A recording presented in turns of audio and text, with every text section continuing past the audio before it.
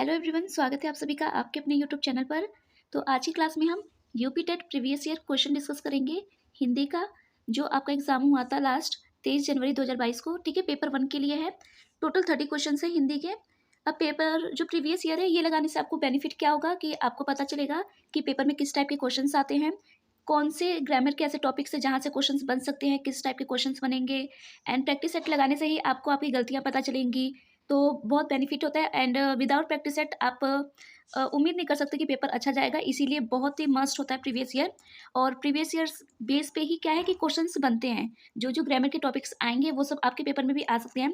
उन टॉपिक को अच्छे से आपको कवर करना है, बाकी देखना है आपके स्कोर कितना रहता है। ठीक है, चलिए स्टार्ट करते हैं। एकदम डिटेल अच्छे से एक्सप्लेन करते हुए हम सारे ऑप्शंस को देखते हुए चलेंगे।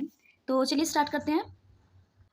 देखिए, सबसे पहले आपका है जो प्रश्न संख्या 31 से 35 तक, वो आपको गद्यांश दिया हुआ है। मतलब सबसे पहले पैसेज आया है हिंदी में, तो पैसेज पहले सॉल्व करेंगे, उसके बाद ग्रामर करेंगे। तो पहले पैसेज पढ़ते हैं। तो देखिए, ये आपका पैसेज है। एंड मैं हमेशा से आपको रिकमेंड करूँगी कि आप पैसेज पढ़ने से पहले क्वेश्चंस को पढ़ें, क्योंकि क्वेश्चंस को पढ़ने से हम पैसेज में से आंसर जल्दी ईजिली निकाल सकते हैं। तो सबसे पहले ये पैसेज है, एक बार आप गो थ्रू हो जाइए एंड क्वेश्चन देखते हैं। पहला क्वेश्चन कौन सा है? ठीक है, ये पैसेज है यहाँ तक। एंड देखिए 31 में पहला क्वेश्चन आपका व्याकरण का है। पूछा है कि घुमक्कड़ शब्द में कौन सा प्रत्यय है? अक्कड़, कड़, अड़ या ड़। देखिए, जो घुमक्कड़ होगा वो बनेगा कैसे? वो बनेगा घूम जमा अक्कड़। ठीक है, तो ये इससे बना है घूम जमा अक्कड़। अब देखिए, कभी भी क्या होता है, ये अगर पूछे ये घूम क्या है, तो घूम आपका मूल शब्द होगा। ये मूल शब्द है और ये क्या है आपका प्रत्यय। प्रत्यय मतलब जो पीछे लगता है, तो पीछे क्या है आपका अक्कड़। तो देखिए अक्कड़ किस में है, ये रहा। तो आपका राइट आंसर हो जाएगा फर्स्ट। एंड बाकी आप क्या करेंगे, अगर आपको समझ नहीं आएगा प्रत्यय कैसे निकालेंगे। प्रत्यय मतलब पीछे, प से प्रत्यय, प से पीछे, पीछे जो आएगा वो ही प्रत्यय होगा। बट आपको ये भी देखना होगा कि मूल शब्द निकालो। कोई भी शब्द दिया है, उसका मूल शब्द निकालने के बाद जो शब्द बचेगा वो आपका प्रत्यय या उपसर्ग कहलाता है। ठीक है, और मूल शब्द ऐसा होना चाहिए जिसका अपने आप में मीनिंग हो।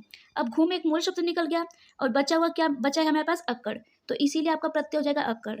सिर्फ कड़ नहीं होगा, अड़ नहीं होगा, ड नहीं होगा। ठीक है, होप कि आपको समझ में आ गया होगा। अब देखिए नेक्स्ट, ये क्वेश्चन आपका पैसेज का आया हुआ है कि महावीर स्वामी का जन्म कहाँ हुआ था। अब देखिए, चलो पैसेज में चलते हैं। देखिए, यहाँ से आप पैसेज पढ़ेंगे कि जो महावीर स्वामी का जन्म कहाँ हुआ था। देखिए, ये रहा लिखा हुआ है कि वैशाली में जन्म हुआ था। ठीक है, तो मिल गया। तो इसका आप आंसर हम लगाएंगे। देखिए, ये रहा, हमें पता चल गया ना, वैशाली आंसर था, तो ये हो जाएगा। तो महावीर स्वामी का जन्म कहाँ हुआ? वैशाली। वैसे आपने ये पढ़ा होगा तो आप वैसे भी टिक लगा सकते थे, बट पैसेज में से भी हमें मिल गया। अब इसमें आया आपसे संधि से क्वेश्चन आया है कि स्वच्छंद में कौन सी संधि है। देखिए, संधि या व्याकरण के क्वेश्चंस अगर आते हैं तो इसका आंसर पैसेज में नहीं मिलता है। आप वहाँ पे टाइम वेस्ट नहीं करेंगे। अब इसको क्या है, आंसर आपने व्याकरण पढ़ा होगा तो वहाँ से आपको करना होगा। मतलब संधि जो टॉपिक है आपको अच्छे से करना होगा। इसमें विसर्ग, व्यंजन, गुण, दीर्घ, सारी संधि की जो टाइप्स होते हैं सब अच्छे से पढ़ के जाना होगा, क्योंकि आपके पेपर में आ रहा है। सबसे पहले जो स्वच्छंद है, इसका हम संधि विच्छेद कर लेते हैं। तो इसका संधि विच्छेद हो जाएगा स्व जमा छंद। ठीक है, ये संधि विच्छेद हो गया।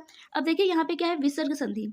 विसर्ग संधि कब होगा? जब ये स्वर या व्यंजन के मिलने से जो विकार आएगा। ठीक है, और गुण संधि में क्या होता है कि गुण संधि में जो अ, आ, ई, उ या री से जो मिलने पे जो विकार आते हैं। दीर्घ में क्या आती है? मात्राएं आती है बड़ी वाली। लेकिन यहाँ पे ऐसा तो कुछ नजर नहीं आ रहा, इसीलिए ये कौन सा संधि हो जाएगा? व्यंजन संधि। अब देखिए नेक्स्ट क्वेश्चन, महात्मा बुद्ध ने जब बुद्धत्व प्राप्त किया तब उनकी अवस्था कितनी थी। अब ये पैसेज के अंदर से क्वेश्चन है। ठीक है, 12 वर्ष, 80 वर्ष, 45 वर्ष या 35 वर्ष। चलिए पैसेज में देखते हैं आंसर। अब देखिए, यहाँ पे वर्षा ऋतु के कुछ महीनों को छोड़कर एक स्थान में रहना बुद्ध के वश का नहीं था। 35 वर्ष की आयु में उन्होंने बुद्धत्व प्राप्त किया। मिल गया ना, कौन सा वर्ष? 35 वर्ष। देखिए, ये रहा, बुद्धत्व कब प्राप्त किया था? 35 वर्ष। तो राइट आंसर हो जाएगा फोर्थ, 35 वर्ष। अब देखिए नेक्स्ट क्वेश्चन पैसेज में से है, श्रुति धर्म का क्या अर्थ है? जैन धर्म, वैदिक धर्म, मुस्लिम धर्म या बौद्ध धर्म। चलिए पैसेज में ढूंढते हैं। देखिए, ये रहा, श्रुति धर्म की रक्षा के लिए शंकराचार्य के प्रत्ययनों से ही वैदिक धर्म का उत्थान हो सकता है। तो श्रुति धर्म का क्या आंसर हो जाएगा? वैदिक धर्म। तो ये रहा, श्रुति धर्म का क्या आंसर में मिला था पैसेज में? वैदिक धर्म। तो राइट आंसर हो जाएगा आपका सेकंड। अब देखिए नेक्स्ट क्वेश्चन, यहाँ पे है अड़ा और यहाँ पे मात्रा है का उच्चारण स्थान होता है। क्योंकि ये मिसप्रिंट हो गया था इसलिए मैंने पेपर में से देखा, ये लिखा हुआ है।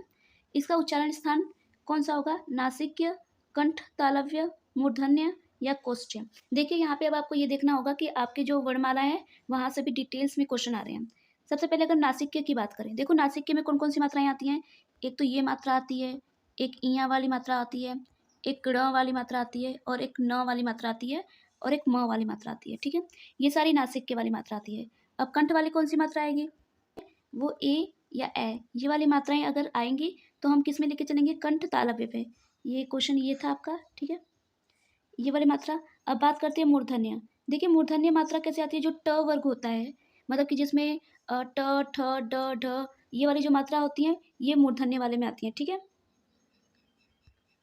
एंड अगर बात करें कोष्ठ्य, जो कोष्ठ्य होती है उसके अंदर कौन सी मात्रा आती है, तो उसके अंदर ओ और औ ये मात्रा आती है। ठीक है, ये एकदम डिटेल में अगर आपको पढ़ना होगा तो आप मुझे कमेंट करना, मैं डिटेल में आपको बता दूंगी कौन सी मात्रा किस में आती है। तो अभी हमारा राइट आंसर कौन सा हो जाएगा, नासिक्य। ठीक है, अब देखिए नेक्स्ट क्वेश्चन, 4 गज मलमत में कौन सा विशेषण है। अब देखिए यहाँ पे विशेषण से क्वेश्चन आए हैं, आपको पता होगा। जब सबसे पहले विशेषण से क्वेश्चन है, सबसे पहले हम क्या करते हैं, इन चारों ऑप्शंस को अच्छे से देख लेते हैं। देखिए संख्यावाचक विशेषण क्या होता है। संख्यावाचक विशेषण वो होता है कि जिसमें क्या है कि निश्चित संख्या या अनिश्चित संख्या है जिसको आप काउंट कर सकते हैं। जैसे कि 4 लड़के, उसके बाद हमने 10 किताबें, कुछ लोग, तो इसमें हो गया संख्यावाचक, मतलब कि जिसमें आपकी गिनती आ जाए, और गिनती ऐसी होनी चाहिए जिसको आप काउंट कर सकते हैं। ठीक है, निश्चित या अनिश्चित दोनों, जिसको आप काउंट कर सकते हैं। और दूसरा होता है सार्वनामिक विशेषण। देखिए जो सार्वनामिक विशेषण होता है इसमें क्या होता है, सर्वनाम शब्द पहले आ जाते हैं, जैसे कि वह घर, इसके अलावा यह लड़का, कौन आदमी, तो ये सार्वनामिक हो जाएगा। अब परिणाम बोधक में क्या होता है, परिणाम बोधक में क्या होता है कि जो नाप तौल वाली वस्तुएं होती हैं वो सब परिणाम बोधक में आता है। अब देखिए गिनती इसके अंदर भी आएगी परिणाम बोधक में, गिनती संख्यावाचक में भी आती है, लेकिन परिणाम बोधक में क्या होता है कि नाप तौल वाली चीजें, जैसे कि 2 लीटर दूध, थोड़ा पानी, तो ये किस में आ जाएगा, परिणाम बोधक। अब उसकी जगह हम बोलते हैं कि 4 लड़के, ठीक है, तो ये संख्यावाचक में। परिणाम संख्यावाचक में क्या है कि आप गिनती कर सकते हो, परिणाम बोधक में क्या होता है कि आप गिनती नहीं कर सकते। अब बात करते हैं गुणवाचक, तो इसमें विशेषताएं आ जाती हैं, किसी की कमियां बताना, किसी की अच्छाइयां बताना, गुण बताना, दोष बताना, रंग या आकार बताना, तो वो गुणवाचक में आता है। ठीक है, अभी बात हो रही है कि 4 गज मलमल। ठीक है, अब जो 4 गज मलमल है, देखिए इसको आप ना, मतलब गिनती तो आ गई है बट आप इसको काउंट नहीं कर सकते।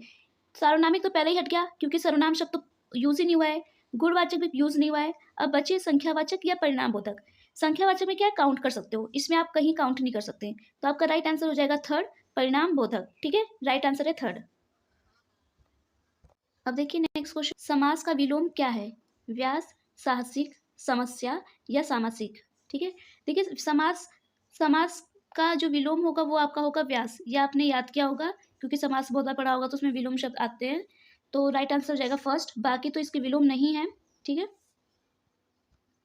शून्य का तत्सम रूप क्या है। देखिए तत्सम क्या होता है, एक होता है तत्सम, एक होता है तद्भव। ठीक है, एक होता है तत्सम, एक होता है तद्भव। तत्सम मतलब क्या हो जाएगा, आपको संस्कृत, मतलब संस्कृत का शब्द बताना होता है। तत्सम मतलब संस्कृत का शब्द आपको बताना होगा, ढूंढना होगा।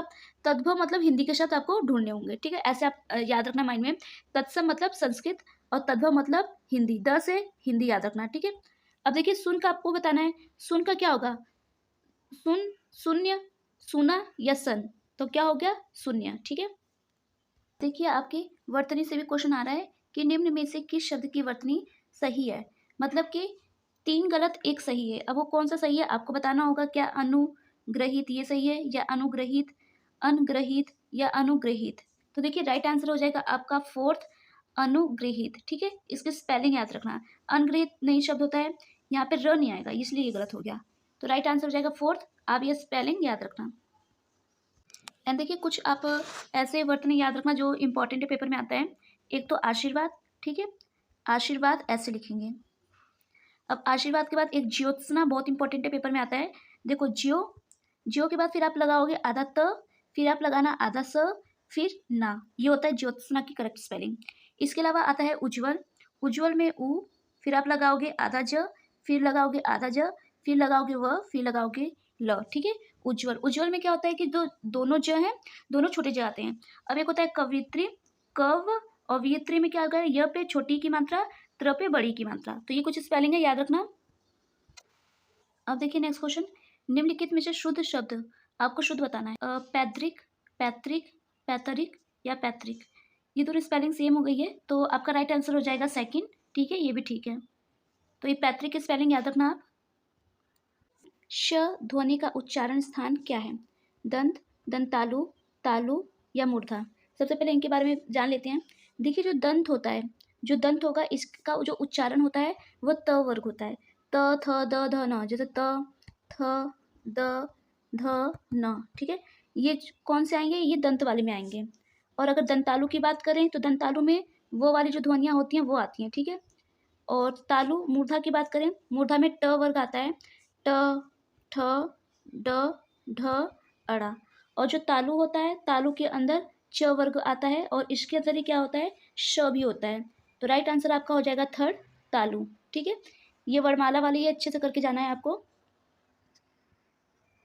अब देखिए, अत्यंत शब्द में प्रयुक्त उपसर्ग, मतलब कि आपके पेपर में उपसर्ग और प्रत्यय भी आ रहे हैं। प्रत्यय मतलब जो पीछे लगता है, और उपसर्ग, अब उपसर्ग मतलब आगे, मतलब कि आपको टिक लगाना होगा आगे वाले शब्द में। अब देखो अत्यंत, अत्यंत का अगर हम संधि विच्छेद करेंगे तो क्या बनेगा?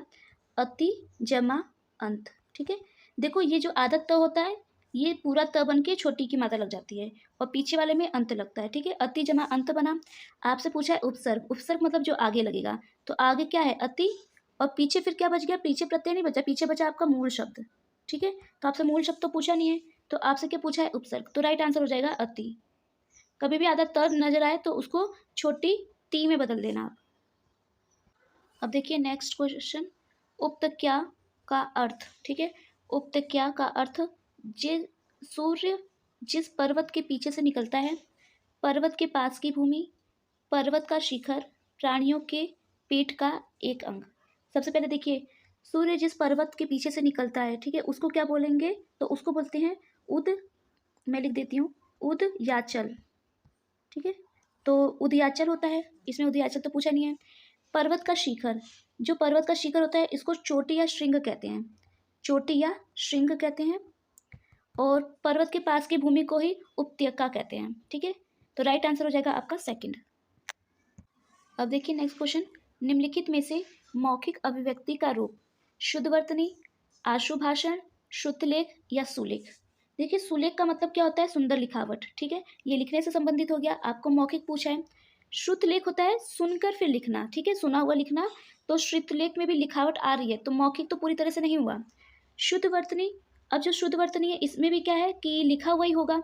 तो आपका राइट आंसर जो बचा ऑप्शन आशुभाषण, तो राइट आंसर आपका हो जाएगा सेकंड। ठीक है, आपको एलिमिनेट भी क्वेश्चन करना आना चाहिए। पेपर में अगर आ रहा है मौखिक आ रहा है, इट मीन्स कि आपका लिखा हुआ नहीं होना चाहिए।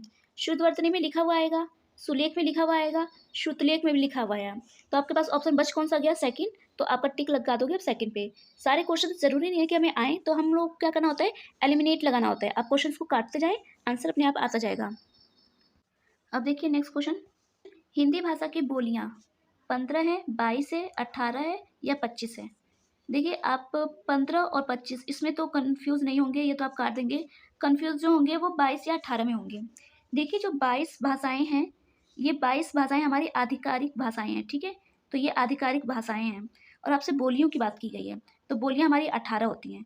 बोलियां हमारी 18 होती हैं और भाषाएं हमारी जो होती हैं वो 22 होती हैं। ठीक है, और 18 जो बोलियां होती हैं उसमें भी कौन कौन सी होती है जो फेमस है वो मैं आपको बता देती हूँ, जो पेपर में आती है।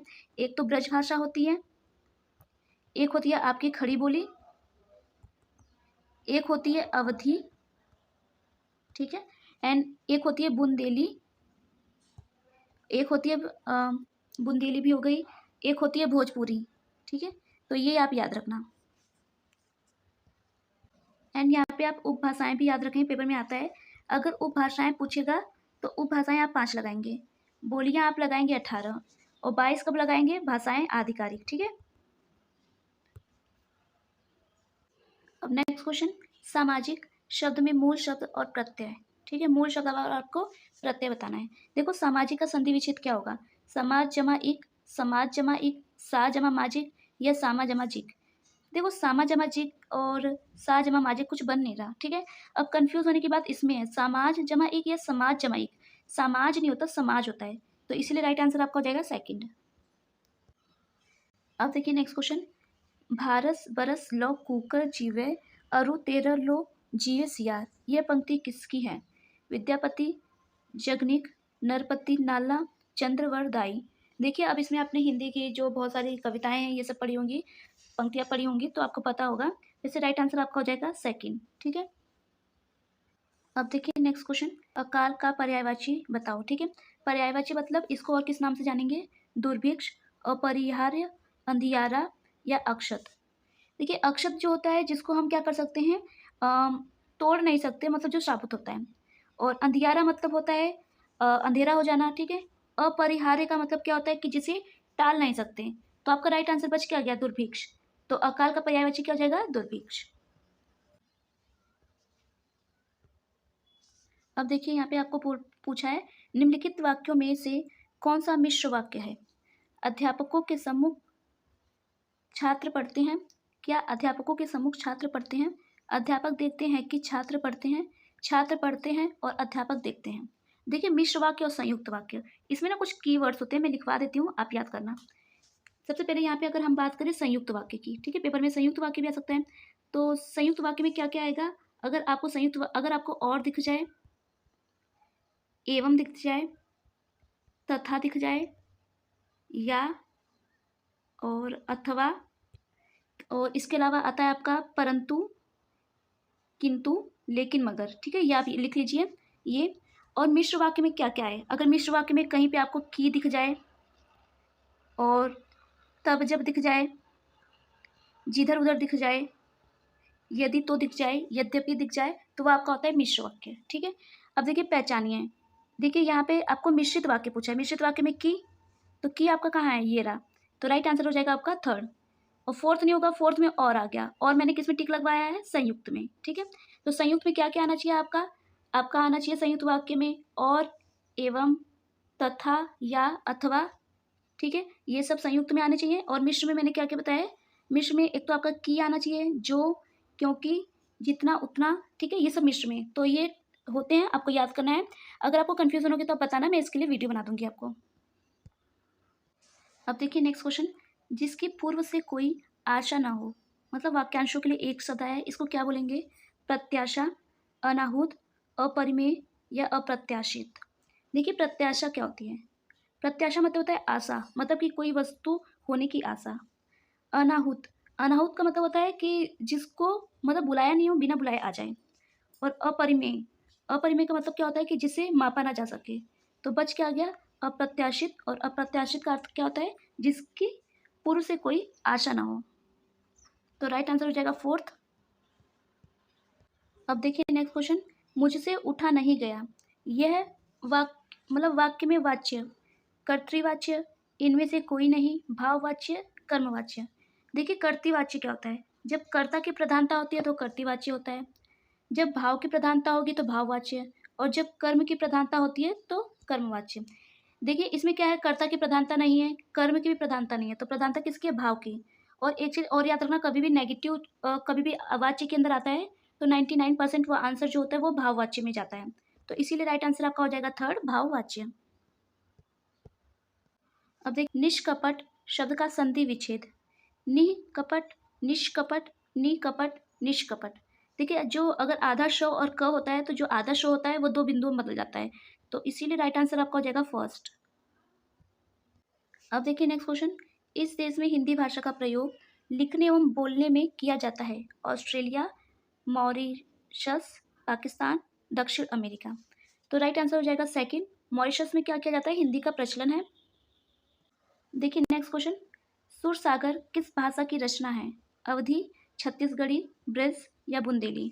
तो राइट आंसर हो जाएगा ब्रज। सुरसागर ने ब्रज में रचनाएं लिखी हैं। ठीक है, तो राइट आंसर हो जाएगा थर्ड। अब नेक्स्ट क्वेश्चन, वीरों का कैसा हो वसंत, कविता किसकी लिखी है? सुमित्रा कुमारी चौहान, रामधारी सिंह दिनकर, माखनलाल चतुर्वेदी या सुभद्रा कुमारी चौहान। ठीक है, वीरों का ये जो लिखा है ये इन्होंने सुभद्रा कुमारी चौहान ने लिखा है। एक बार आप इन सब की रचनाएं भी देखकर जाएंगे पेपर में। अब नेक्स्ट क्वेश्चन, क्षेत्रीय में कौन सा विशेषण है? देखिए विशेषण अभी मैं एक्सप्लेन करके आ रही हूँ आपको। गुणवाचक, सार्वनामिक, परिणामबोधक या संख्या। गिनती तो आ नहीं रही, नापतोल की बात नहीं हो रही, सर्वनाम शब्द का यूज नहीं हो रहा, तो राइट आंसर हो जाएगा फर्स्ट। अब नेक्स्ट क्वेश्चन, चौराहा शब्द में समास, कर्मधारय समास, अव्ययभाव समास, द्विगु समास या द्वंद्व समास। देखिए द्वंद्व समास क्या होता है? जिसमें योजक शब्द आ जाते हैं। ठीक है, दोनों की प्रधानता होती है। द्विगु में गिनतियां आती हैं, अव्यय भाव में अव्यय शब्द पहले आ जाते हैं। कर्मधारय जिसमें कर्म की प्रधानता हो। तो राइट आंसर आपका हो जाएगा चौराहा, मतलब 4 राहों का समूह। तो इसमें गिनती आ रही है, तो इसीलिए राइट आंसर हो जाएगा थर्ड, द्विगु समास। अब देखिए नेक्स्ट, ये जो 2 क्वेश्चन मिस हो गए थे वो पीछे पीपीटी में था। आँखों की किरकिरी होना, ठीक है? इसका मुहावरे का अर्थ क्या होगा? अप्रिय लगना, बहुत प्रिय होना, कष्टदायक होना या धोखा देना, ठीक है? आँखों को किरकिरी लगना मतलब क्या होता है कि अप्रिय लगना। तो राइट आंसर हो जाएगा फर्स्ट। अब नेक्स्ट क्वेश्चन ये भी था, मिस हो गया था वहाँ पे। तद्भव पत्रिका के संपादक का नाम लीलाधर जगुही, अखिलेश हरे प्रकाश उपाध्याय, विश्वनाथ प्रसाद तिवारी। तो राइट आंसर हो जाएगा सेकंड, अखिलेश, ठीक है? हिंदी के टोटल 30 क्वेश्चन थे। कैसा लगा यह सेशन आपको? प्लीज़ हमें बताना, और अगर सेशन अच्छा लगा हो ऐसे ही यूज़फुल वीडियो के लिए आप हमारे चैनल को सब्सक्राइब कर सकते हैं, जहाँ पे मैं आपको UP TET, C TET, H TET इन सब के प्रीवियस ईयर और एमसीक्यू विद मतलब एक्सप्लेन कर रही हूँ अच्छे से आपको, ताकि अंदाज़ा लगे कैसे पेपर आ सकता है। हम 2025 और 26 के भी लेटेस्ट एग्जाम करेंगे जो टीचिंग लेवल के हैं, तो क्योंकि जो होता है लेटेस्ट एग्जाम उसी के बेस पे आजकल पेपर आ रहा है।